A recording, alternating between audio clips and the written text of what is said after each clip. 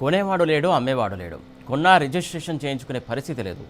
రిజిస్ట్రేషన్లో మొత్తం డౌన్. భూముల ధరలకు రెక్కలు, మార్కెట్ ఢమాలు. కనీస ఆలోచన లేకుండా తుగ్లక్ సర్కారు తీసుకున్న నిర్ణయం కోలుకలని దెబ్బకొట్టింది. భూముల ధరల పెంపు వల్ల రిజిస్ట్రేషన్ కార్యాలయాలు ఖాళీ అయ్యాయి.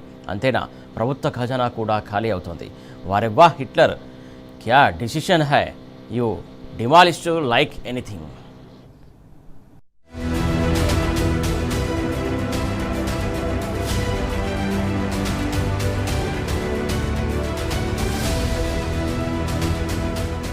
విషమున్న విజన్లెస్ పాలకుడు కుర్చీలో ఉంటే ఆ రాష్ట్రానికి ఎలాంటి గతి పడుతుందో చెప్పడానికి ఇప్పుడొక బెస్ట్ ఎగ్జాంపుల్ తెలంగాణ.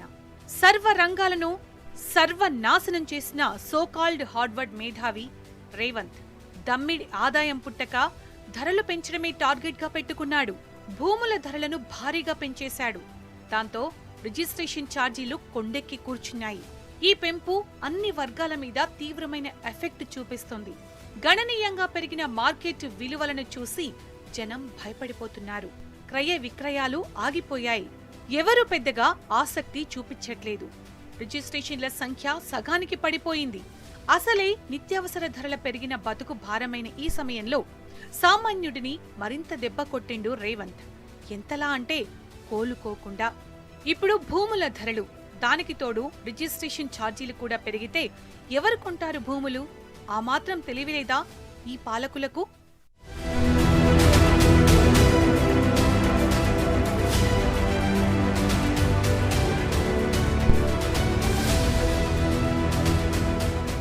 ధరలు పెంచకముందు రోజుకు 100కు పైగా రిజిస్ట్రేషన్లు జరిగే చోట ఇప్పుడు 40 జరిగితే గగనమే.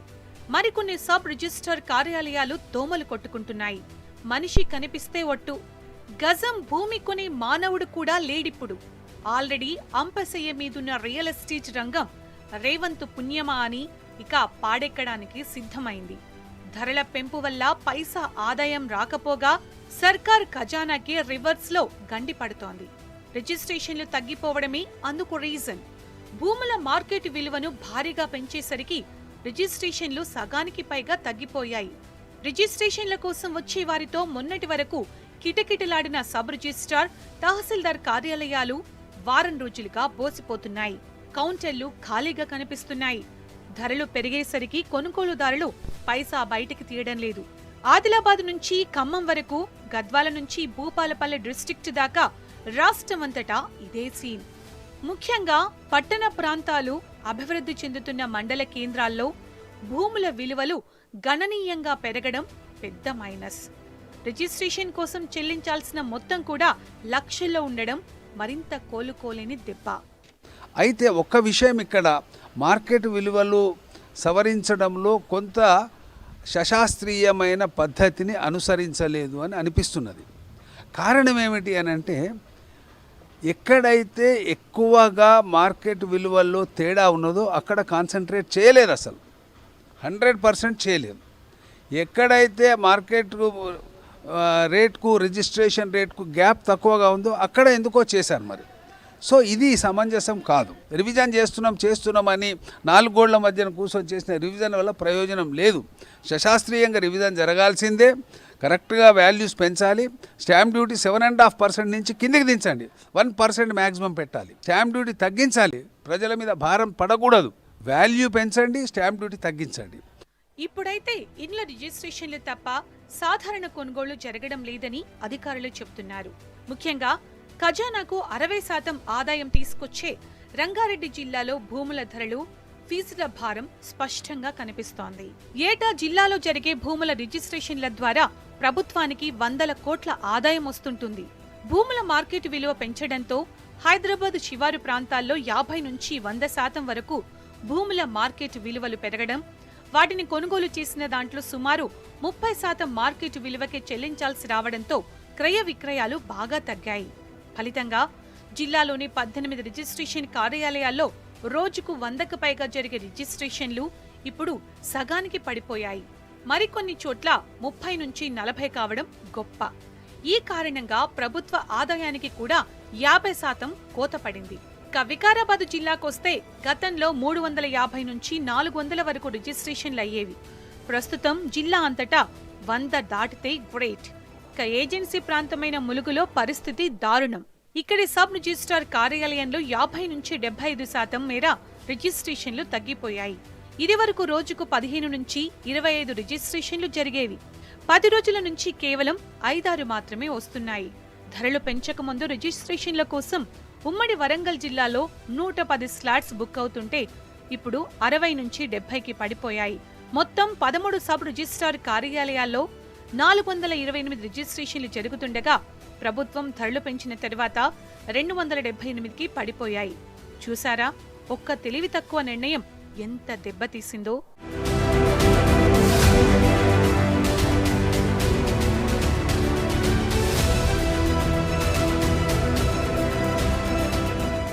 కాంగ్రెస్ సర్కార్ వచ్చాక నేలమట్టమైంది రియల్ ఎస్టేట్ రంగం. హైదరాబాద్లో రియల్టర్లు ఆత్మహత్యలే శరణ్యం అనుకునే పరిస్థితి వచ్చింది. గత బీఆర్ఎస్ ప్రభుత్వ పాలనలో రియల్ ఎస్టేట్ రంగం ఎన్నడూ లేనంతగా పుంజుకుంది. రియల్ సెక్టార్ అందరికీ సిరులు కురిపించింది ఆనాడు. కానీ కాంగ్రెస్ రావడం, రియల్ ఎస్టేట్ ఖతం కావడం రెండూ ఒకేసారి జరిగాయి. ఇప్పుడున్న సిచ్యువేషన్లో కనీసం 100 గజాల ప్లాట్ కూడా అమ్ముకోలేని దుర్భర పరిస్థితి ఉంది. అంతంత మాత్రంగా సాగుతున్న రియల్ ఎస్టేట్ వ్యాపారం ప్రభుత్వ నిర్ణయంతో మరింత పడిపోయే ముప్పుంది. భూముల మార్కెట్ విలువలు పెంచడంపై డాక్యుమెంట్ రైటర్లు తీవ్ర ఆందోళన వ్యక్తం చేస్తున్నారు. రోజుకు కనీసం 2 నుంచి 5 వరకు డాక్యుమెంట్లు వచ్చేవని, ఇప్పుడు ఖాళీగా ఉంటున్నామని వాపోతున్నారు. ప్రభుత్వ నిర్ణయం వారి ఉపాధిని దెబ్బకొట్టింది.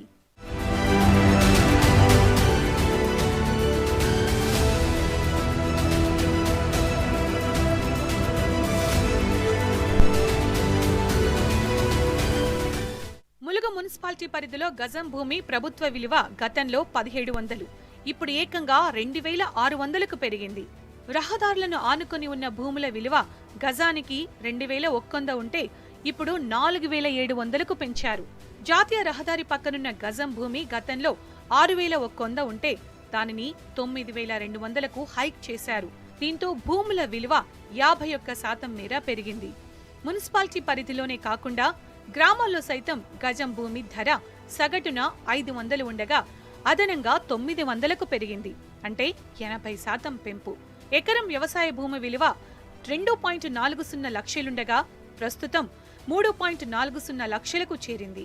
మార్కెట్ విలువతో పాటు రిజిస్ట్రేషన్, స్టాంప్ డ్యూటీ ఛార్జీలు కూడా భారీగా పెరగడంతో రిజిస్ట్రేషన్లు భూమార్గం పట్టాయి. ఎవరూ కొనట్లేదు, అమ్మట్లేదు. వారెవ్వా హిట్లర్, ఏం డెసిషన్ తీసుకున్నావయ్యా, యు డిమాలిష్డ్ లైక్ ఎనీథింగ్.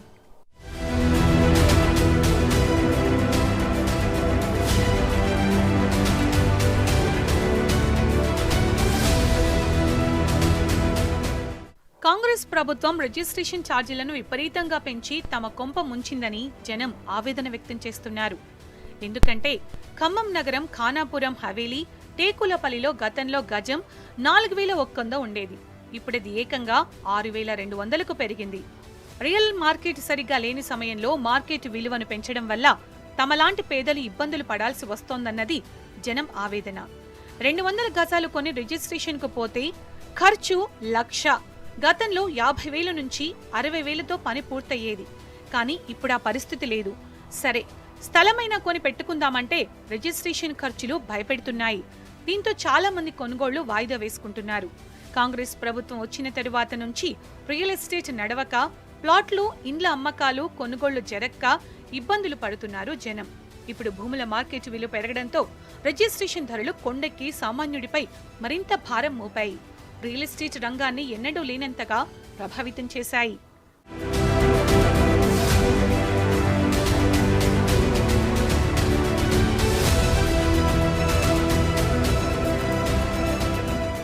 జనం జేబులు ఖాళీ అవుతున్న ఈ తరుణంలో భూముల ధరలు పెంచడం నిజంగా అన్యాయమే. దానివల్ల నష్టం సామాన్య ప్రజలకే. అసలే మార్కెట్ పరిస్థితి బాగాలేదంటే ఉరుములేని పిడుగులా ఈ పెంపొకటి. రేవంత్ ప్రభుత్వం ఎప్పుడు మోపైందో గాని ఆనాటి నుంచే పేద సామాన్య ప్రజలకు నరకం మొదలైంది. అన్ని ప్రజా వ్యతిరేక పనులు, ప్రజా వ్యతిరేక నిర్ణయాలే. ఒక్కటైనా అక్కడికొచ్చే పని చేసిండా రేవంత్? జనం తిడుతున్నా సిగ్గు రావట్లే ఈ సర్కారుకు. ఇకనైనా ఆ పెంపు నిర్ణయాలను వాపస్ తీసుకుంటే మంచిది. లేదంటే అసలుకే మోసం వస్తుంది. అంచేత మార్కెట్ విలువ పెంపును కాంగ్రెస్ ప్రభుత్వం పునఃసమీక్షించుకోవాలి. కనీసం పేద మధ్యతరగతి కుటుంబాలకు రిజిస్ట్రేషన్ రుసుముల్లో అయినా రాయితీలు కల్పించాలి. దయచేసి సామాన్యుడి సొంతింటి కలలను ఛిద్రం చేయకండి. మీరు మంచి చేయకపోయినా పర్లేదు, ఇలా ఉన్నవి మాత్రం ఊడగొట్టకండి మహాప్రభు.